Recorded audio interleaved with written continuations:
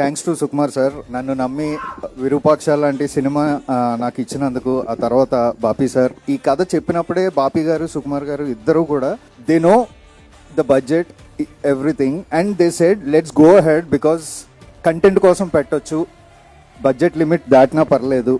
ఒకటండి, అంటే ఏ డైరెక్టర్ కన్నా ఒక చిన్న ఆశ ఉంటుంది, అంటే బీయింగ్ అంబిషియస్. వాళ్ళు వర్క్ చేసే హీరోలకి కెరియర్ బెస్ట్ ఫిలిం వాళ్ళే ఇవ్వాలని సార్ నేనే ఇస్తున్నాను. అంటే ఇందులో మేము పరిచయం చేసిన ఆ కంటెంట్ కానీ ఆ వరల్డ్ కానీ ఏదైతే ఉందో నెక్స్ట్ ఇంకా టీజర్లోని ట్రైలర్లోని ఇంకా అద్భుతంగా చూపించబోతున్నాం.